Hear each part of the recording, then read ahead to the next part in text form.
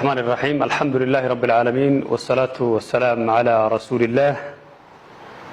maanta oo bisha 12aad ay tahay 5/2019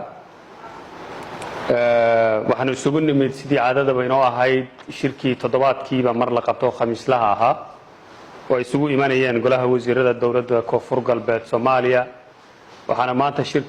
gudoominayay madaxweynaha dawlad goboleedka Koonfur Galbeed Soomaaliya mudane Cabdicasiis Xasan Maxamed Laftagaren waxyaabaha maanta shirkan golaha wasiirada Koonfur Galbeed Soomaaliya la isku soo qaaday waxa kamid ah guud ahaanba ammaanka gobolada Koonfur Galbeed Soomaaliya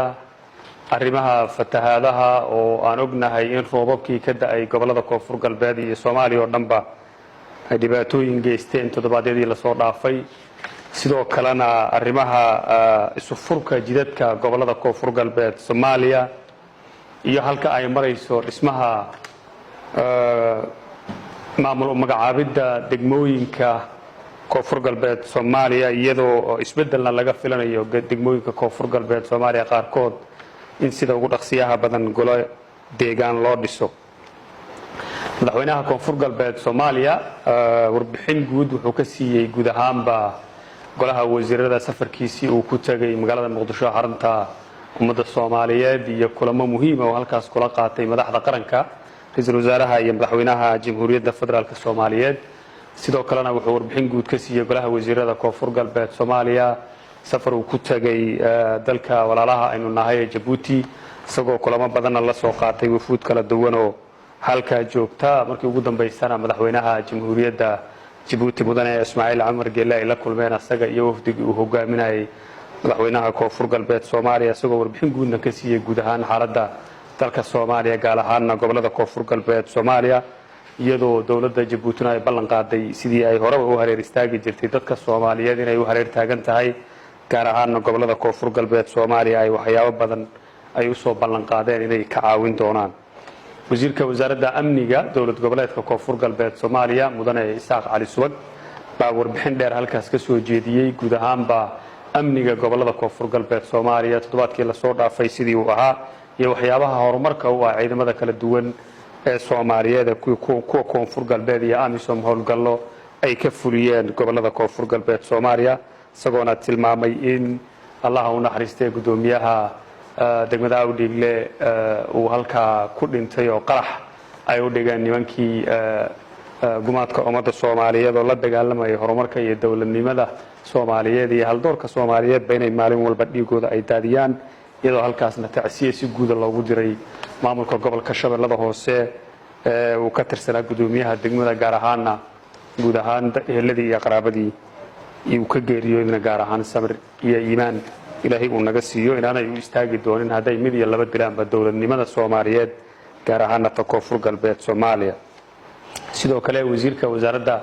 arrimaha gudaha dawlad goboleedka Koonfur Galbeed Soomaaliya isna halka warbixin dheer ka soo jeediyay halka ay marayso dhisida maamulada iyo isbedelada lagu sameeyo degmooyinka Koonfur Galbeed Soomaaliya iyadoo toddobaadkii la soo dhaafayna wasiirka iyo wasiirro kale ay ku jiraan bay ku sugnaayeen degmada Diinsoor iyadoo halkaasna gudoomiyihii hore ee degmadaas la bedelay gudoomiye cusubna la geeyay dadka reer Diinsoorna ay si wanaagsan u soo dhaweeyeen sidoo kalena uu tilmaamay wasiirku in ay diyaar u tahay degmooyin kalena inay isbedelo ku sameeyaan hadii Ilaahay idmo dadka degmooyinkaas ku noolna ay soo dhaweeyeen si wanaagsan in isbedelka dawladnimadu uu noqdo mid horumar iyo barwaaqo iyo amni intaba keeni kara sidoo kale guddiga fatahaadaha dawlad goboleedka Koonfur Galbeed Soomaaliya oo iyana halkaas warbixin dheer ka soo jeediyay oo halkaas ka hadlay wasiir ku xigeenka wasaaradda gargaarka dawlad goboleedka Koonfur Galbeed Soomaaliya wuxuu sheegay in hawlaha gargaarka fatahaaduhu ay si wanaagsan ilaa haatan u soo qabsoomeen haddana ay gacanta ku hayaan waxyaabo kala duwan oo agab ah oo la rabo dadka ay roobabku aafeeyeen in lagu kaalmeeyo guddiguna uu shaqadiisa si wanaagsan u gato iyadoo si guudna loogu mahadceliyay guddiga fatahaadaha dawlad goboleedka Koonfur Galbeed Soomaaliya sidii wanaagsaneed ee ay u guteen waajibaadkii uu igmaday madaxweynaha dawlad goboleedka Koonfur Galbeed Soomaaliya sidoo kalena loogu mahadceliyay dadka Soomaaliyeed meel walba ay joogaanba sidii ay u hareer istaageen dadka ay fatahaaduhu dhibaateeyeen gaar ahaan dadka Soomaaliyeed ee reer Koonfur Galbeed Soomaaliya kuwa gudaha jooga iyo kuwa dibadda joogaba sidii ay u hareer istaageen walaalahooda fatahaaduhu ay dhibaato badan u geysteen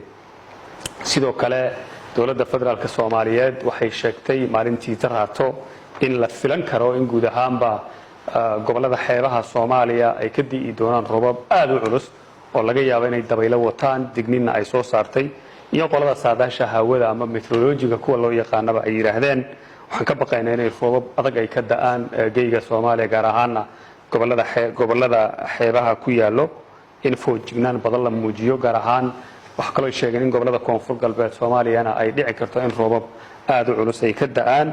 guud ahaan anagoo dareenkaas ay muujisay dowladda federaalka Soomaaliyeed aan qabno waxaan rajaynaynaa in dadka reer koonfur galbeed Soomaaliya